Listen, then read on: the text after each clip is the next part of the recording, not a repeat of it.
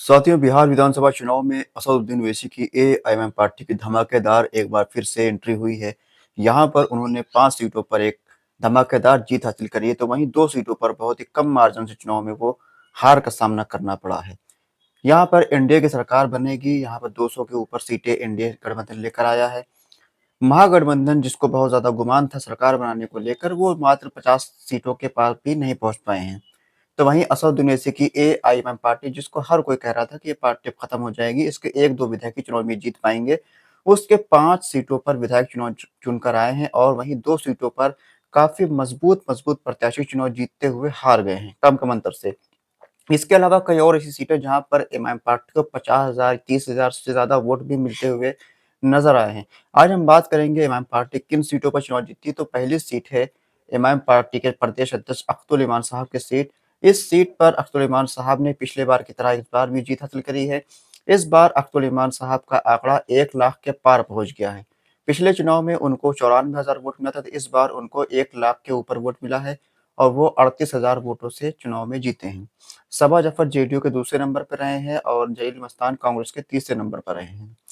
इसके अलावा सरवर आलम जो कि कोषाधामनी विधानसभा सीट से इमाम के प्रत्याशी थे, उन्होंने मास्टर मुजाहिद आलम को हराया है, जो कि काफ़ी ज़्यादा चर्चित सीट थी। ये मास्टर मुजाहिद आलम को लेकर काफ़ी दावे हो रहे थे कि मास्टर मुजाहिद आलम इस चुनाव में जीत हासिल करेंगे, इमाम को हरा देंगे, लेकिन 23,000 वोट के बड़े मार्जिन से सरवर आलम ने मास्टर मुजाहिद आलम को हरा दिया है। यहाँ पर 81,000 वोट इमाम पार्टी के प्रत्याशियों को मिला है। पिछले बार इस सीट पर 79,000 वोट मिला था। 2,000 वोट पिछले बार से ज़्यादा इस सीट पर इमाम को मिला है। वहीं मास्टर मुजाहिद को लगभग 58,000 वोट मिला है। जेडीयू की जो प्रत्याशी थी उनको भी 40,000 से ऊपर वोट मिला है। तो यहाँ पर भी इमाम पार्टी ने चुनाव में जीत हासिल कर ली है। इसके अलावा एआईएमआईएम पार्टी ने तौसीफ आलम बहादुरगंज से चुनाव जीते हैं, जिनको 87,000 वोट मिला है। इस सीट पर पिछले बार इमाम को 85,000 वोट मिला था, 2,000 वोट इस सीट पर भी ज़्यादा मिले हैं इमाम को और यहाँ पर उन्होंने कांग्रेस पार्टी के मुसव्वर आलम को हराया है।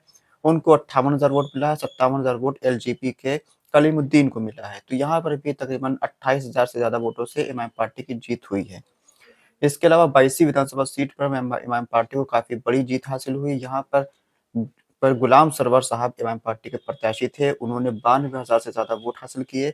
यहाँ पर उन्होंने विनोद कुमार जो कि भाजपा के प्रत्याशी थे उसको हराया है और यहाँ पर लगभग 27,000 वोटों के बड़े मार्जिन से इमाम ने जीत हासिल करी। इसके अलावा शहनवाज आलम की सीट जो कि हार्ड पर भी इमाम पार्टी ने इतिहास रचा है।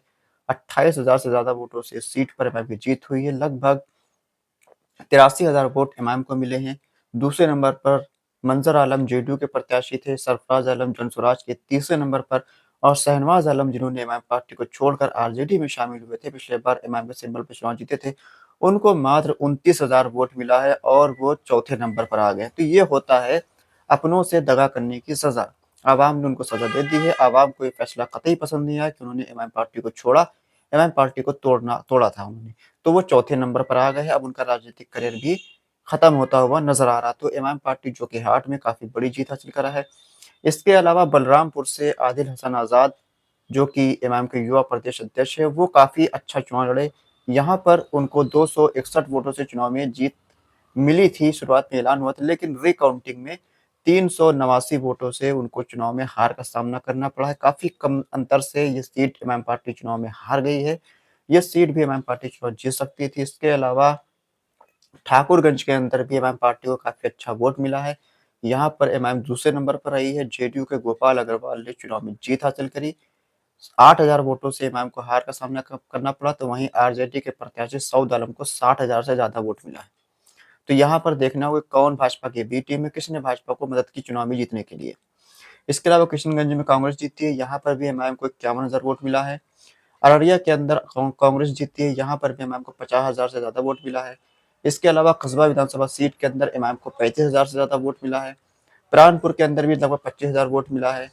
शेराघाटी के अंदर 14,000 वोट मिला है, 14,000 वोट गोपालगंज में मिला है।